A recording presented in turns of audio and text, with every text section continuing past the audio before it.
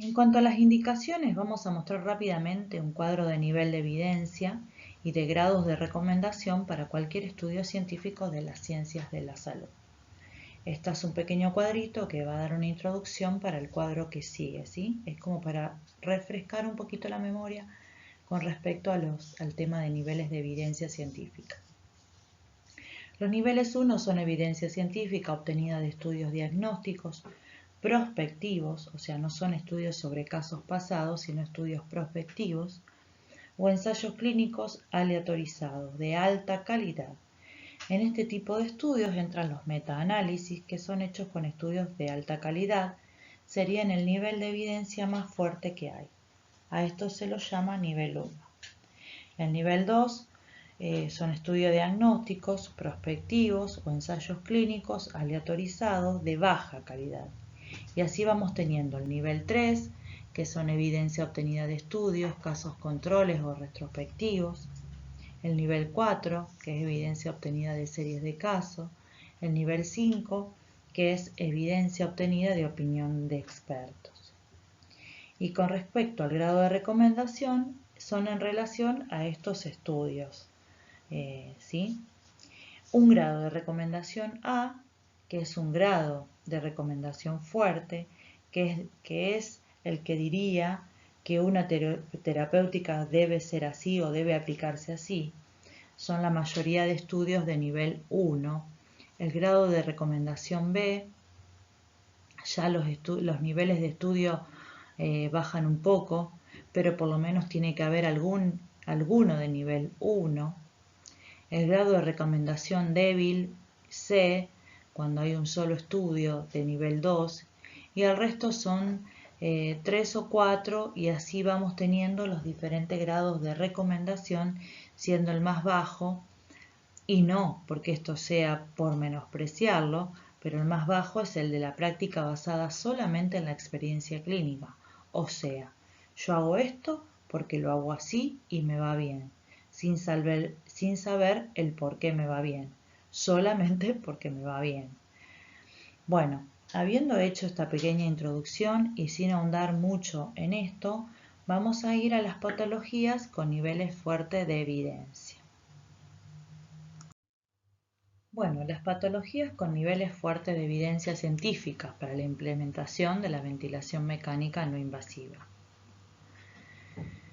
Tenemos evidencia 1A, el edema agudo pulmonar cardiogénico. Los primeros estudios sobre el uso de ventilación mecánica no invasiva se realizaron sobre el edema agudo de pulmón, es de donde más evidencia hay.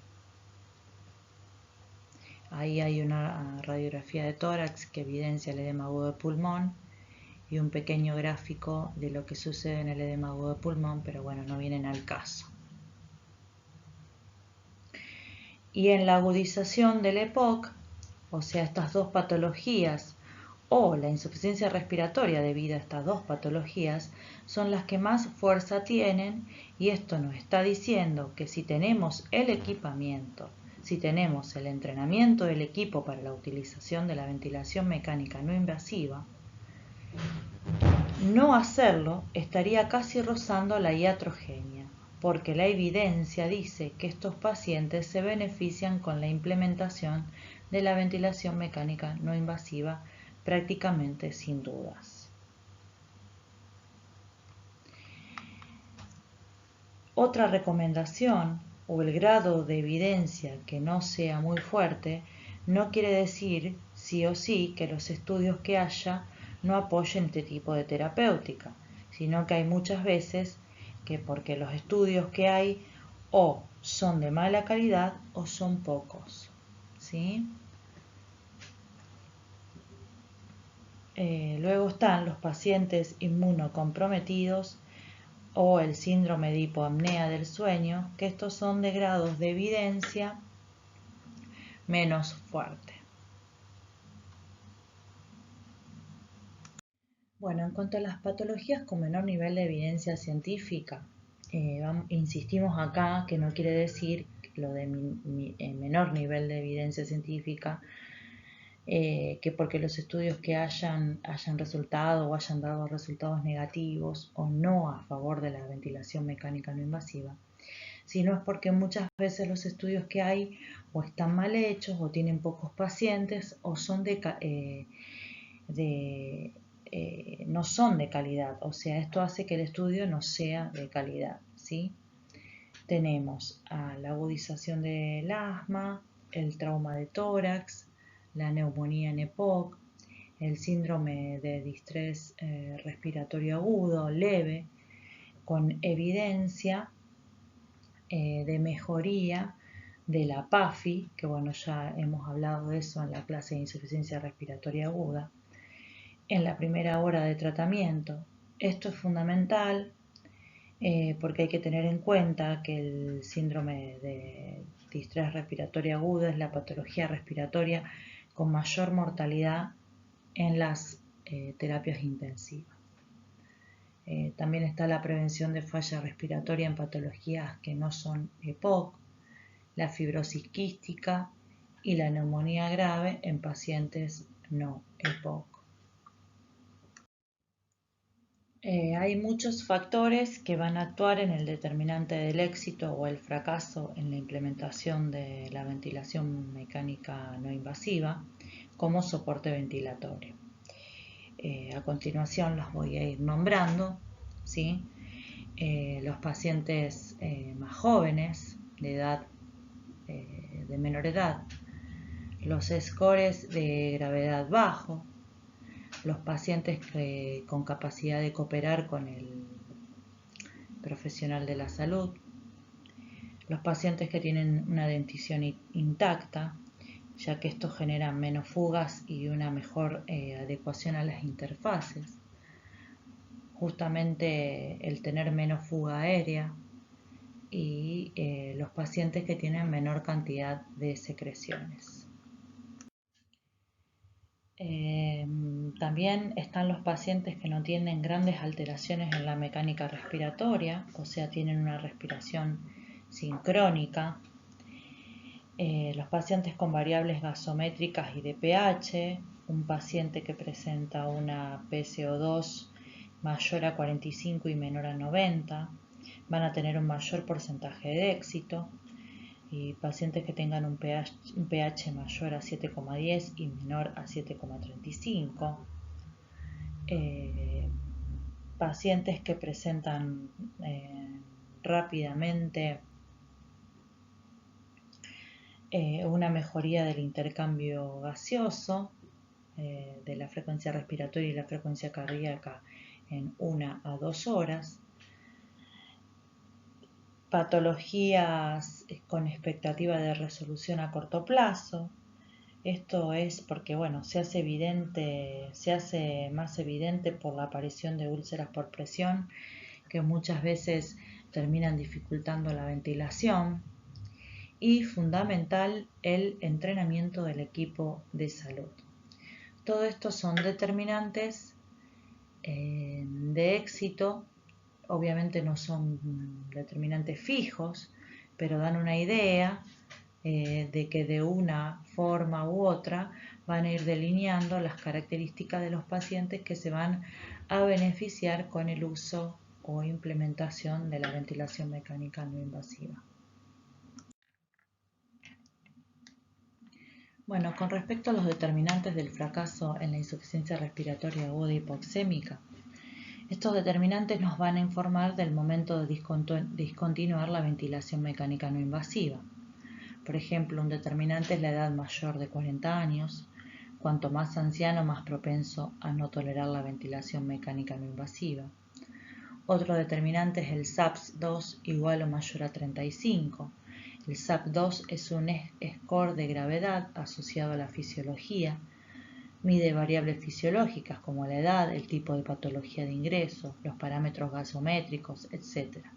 Y determina el porcentaje de mortalidad de acuerdo a los puntos que van sumando los ítems del score. Entonces, un paciente que tiene un SAPS-2 aumenta la curva a un mayor a 35% porcentaje, aumenta el porcentaje de mortalidad y este porcentaje se incrementa mucho. Entonces estos pacientes, cuando presentan un score mayor a 35, nos van a decir desde el arranque que no van a tener éxito con la utilización de la ventilación mecánica no invasiva. Otro determinante es la presencia de síndrome de distrés respiratorio agudo o neumonía asociada a la comunidad, ya que estos pacientes son pacientes muy lábiles que generalmente requieren de entrada una intubación orotraqueal. Otro determinante es una PAFI menor o igual a 146, va prácticamente de la mano del ítem anterior.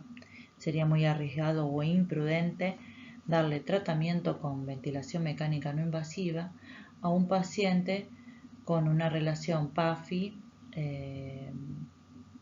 tan baja, ¿no?